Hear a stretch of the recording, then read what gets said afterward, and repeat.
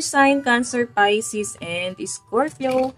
Kumusta po kayo guys? Okay, so water sign, maraming salamat po sa walang sawang pagsubaybay sa ating mga reading. And kung kayo ay bago pa lang sa ating channel, mag-subscribe na po kayo guys. And i-click mo na rin yung ating notification bell para lagi po kayo guys updated sa ating mga bagong upload. So tignan natin water sign, ano ba ang inyong gabay? Water sign, Cancer, Pisces, and Scorpio. Gabay po ni water sign. So guys, meron tayong perseverance. So I think maraming challenge, maraming conflict. Pero nandun ka sa point na hindi ka nagpapatalo dun sa mga challenge na yan. Hindi ka nagpapatalo dun sa mga problema. Kung ano man yung mga humahadlang para makuha mo yung tagumpay. Hindi ka nagpapatalo doon, kumbaga parang game na game ka pa, no? Kumbaga, sige lang, batuhin nyo lang ako ng struggle, kaya kong lagpasan. Parang ganun yung energy. So, nakikita ko sa inyo guys, ayan, no? Napaka-energetic nyo. And parang puno-puno ka ng positive energy. So, maganda to guys, no? Okay? Ingat lang guys. Bottom of the deck kasi natin is trap. Okay, so tingnan natin. Huwag mo daw kalimutan, syempre, magdasal. And kausapin mo rin minsan ang mga gabay mo. Okay? Lalo na pag alam mong mali na or ibang direksyon na yung napupuntahan mo. Ngayon, okay eh. Nasa right path ka. Water sign. So, tingnan natin, guys.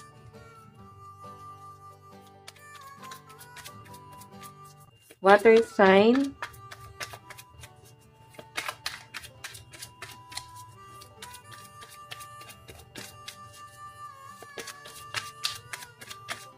So, guys, meron tayong good news. Encourage, miracle, and surprise. Diba? So, expect mo daw na merong magandang balitang paparating sa inyo, guys. Maaaring nakukuha mo na yan, guys. Nakukuha mo na, maaaring may promotion, may nag-reach out sa'yo. Bagay na para bang nagpagaan ng pakiramdam mo ngayon. So, hayan. Yan ang nakikita ko. So, siguro, guys, yung feeling na matagal kang nabilang ko sa isang sitwasyon, nalampasan mo na yan. Ayan, no? Nalampasan mo na to, naalisan mo na to, guys. Okay, so napakaganda nito guys. May good news na paparating sa inyo dahil nga puro positive lang yung ina-adapt mo. So yung negative, i-release mo na yan. Okay? Huwag lang guys masyadong kailangan pa rin balance yung negative and positive para down to earth pa rin tayo. Tignan natin ano pa po ang ipapakita ng card ni water sign.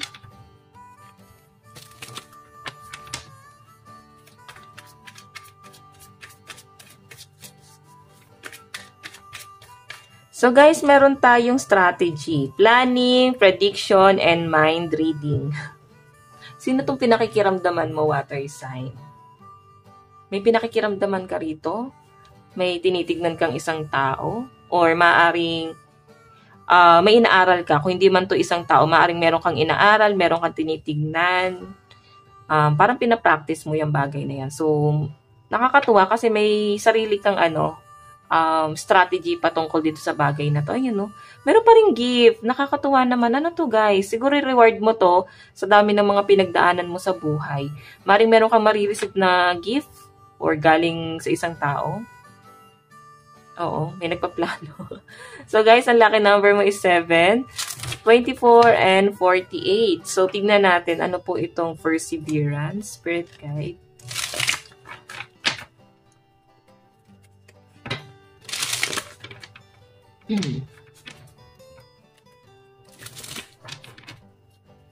Siguro guys, maganda yung energy kasi meron kang isang problema siguro na down ka dun sa bagay na yun. Naisip mo na para bang hindi ka na makakalis. Then ngayon guys, parang napaka-smooth na lang sa inyo tong bagay na to, no? Kumbaga, nalalampasan mo na siya guys. Tingnan natin. So guys, meron tayong Hermit. Meron tayong Queen of Pentacles. Wow.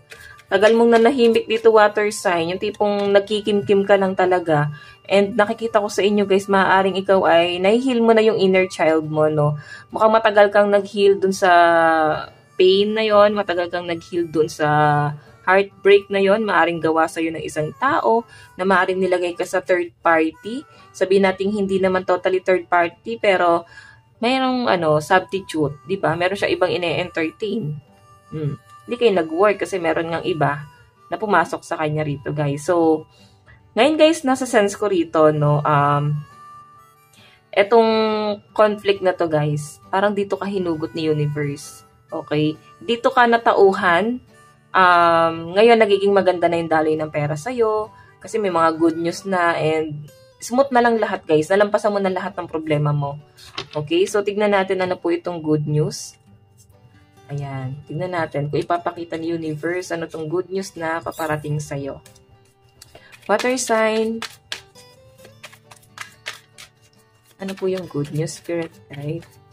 So guys, meron tayong temperance. Maring patungkol to guys sa mga documents, paper, bar exam, pwedeng may inaantay kang email, pwedeng requirements, or pwedeng sa titulo ng lupa. Basta may something na maaaprubahan dito guys. Okay? Or maaaring may mapapanalunan, mga ganon. So, ayan. Tumaya-taya ka sa mga ganyan, guys. Baka swerte ka sa mga ganito, sa mga... Hindi ko naman kayo tinuturoang magsugal, guys. No? Try lang, di ba? So, pag alam mong sumusobra na, tigil na tayo dun, guys. Huwag mong susobrahan ng pagsugal. Tama lang. Okay, okay na yung isa, dalawa, okay na yan. Okay, tingnan natin. Meron tayong 6 of Swords. Wow. Finally, may... natatalikuran na ang mga water sign. Kinakaya mo na to guys. Okay, High Priestess meron ka pinakikiramdaman dito na isang tao or isang bagay, pwedeng pinakikiramdaman mo yung bagay na yon kung magpipit ka ba doon or pinapakiramdaman mo kung mag-grow ka ba doon or para ka ba talaga doon sa bagay na yon. High Priestess matalino ka kung bakit nalagay ka dyan sa lugar na yan kasi para sa'yo talaga yan. So, may transformation na nagaganap. I think may dito, may mga na-promote sa trabaho. Okay, ayan, ipapasa na sa iyo ang virtud. Diba? Ipapasa na sa iyo yung posisyon na yan. So, tingnan natin guys, ay yung mga possible na good news sa inyo guys. Ano tong strategy? Ano po yung strategy? Meron tayong the Chariot. Meron tayong Knight of Pentacles. And meron tayong King of Wands. Wheel of Fortune. Ito kasi guys, success po ang The Chariot, no? Ang bilis ng success, ang bilis ng daloy, no? Kumbaga, ay, nandito pa yung Wheel of Fortune. So, pag sinabing Wheel of Fortune kasi guys, mabilis yung transformation na nangyayari sa iyo ngayon. So, maaaring ikaw ay na-overwhelmed dito sa mga transformation na nagaganap sa buhay mo. Kumbaga, hindi mo pa rin guys talaga matanggap sa sarili mo kasi nga masyado ka pa rin down to earth. So, nahihirapan ka pa rin mag-adjust dyan sa bagay na yan or para sa iyo ba talaga tong bagay na to. Ayan, yung nakikita ko guys. So, Chariot, Knight of Pentacles, King of Wands. Maaaring may mentor ka, no? May nagtuturo sa'yo para dito sa bagay na to. Or pwede ikaw yung mentor nila. Sinishare mo sa ibang tao. Okay? So, tignan natin guys patungkol sa love life mo. Okay, patungkol sa love life.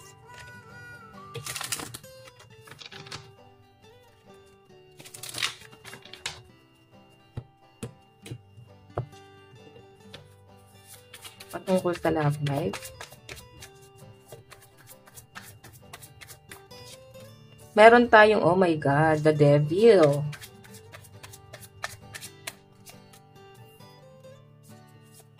Fool. Nako, nagtatalunan yung mga card. Meron tayong, okay, parang na-stress ka sa love life ng iba. Okay, yan ang nakikita ko sa inyo guys. Kung makita mo the Devil, Fool, 4 of Cups, and 3 of Cups. So, maaring iba sa inyo guys, parang napapaligiran ka ng mga taong may third party. Okay, maaring na-involve ka dyan, or maaring nasa circle mo, yung tipong kahit single ka, pero yung mga tao sa paligid mo parang nasa third party. So, I think, alam mo yun, lilimitahan mo yung pagsama-sama kasi the Fool ikaw yung parang laging nagbibigay ng advice sa kanila, ikaw yung laging nagbibigay ng tulong sa kanila, so nandun ka sa point, water sign na na-overwhelm ka kakabigay ng advice kasi nakakapagod para sa'yo yun, guys. So, meron kang iiwasan dito na isang tao, guys, na para bang nakakasawa na siyang pakinggan. Okay? So, tignan natin. So, kung ikaw ay single, nag-e-enjoy ka, guys, to, hindi masyadong pinipressure yung sarili mo na na-fall ka sa iba. Okay? So, ngayon, relax ka lang dito. Tignan natin, guys. Nasaan ba yun? Love advice. Love advice. So, guys, meron tayong heart. You begin to feel your heartbeat faster when you are close. Oh my God, may mga pregnancy or maring may inaalagaan kang anak or may bata rito. Or pwedeng mas bata sa inyo itong person na involved sa'yo ngayon. Okay? Tingnan natin. Advice. So guys, meron tayong speak out. Tahimik lang kasi ang mga water sign ngayon. So kailangan mo daw sigurong minsan prangkahin, no? Para magtino. Magtino yung mga ina-advisean mo. Then sa side na person mo, meron tayong, I wish I could share my good news with you. So, I think hindi kayo masyado nag-uusap ni person. Yung tipong excited siya, nakausapin ka pero hindi niya alam kung paano, no? Paano kanya i-approach. Siguro meron siyang nililimitahan. Okay, or meron siyang ibang ginagawa. So, guys, meron tayong, I replay our conversation over and over. So, lagi niya, guys, binabasa yung ano nyo, yung message mo sa kanya. Okay. I know I was a distraction from your pain. So, I think nasaktan ka talaga ng taong to, guys. Ito yung tipo ng tao na parabang nahirapan siya, guys. Siguro may pag-iwas na nangyayari dito. And sa nakikita ko, guys, parabang naguguluhan siya. Bakit kanya iniisip? I think, naguguluhan siya eh. Bakit nangyayari sa'yo to? Ba't umiwas ka? Ba't di ka nakipag-communicate? I know, I lost myself for a little while. So, I think naguguluhan siya, guys, sa connection nyo ngayon. Okay, so guys, ayan, ito lang naman po ang inyong reading. Water sign hanggang sa muli. God bless and love you all. Thank you.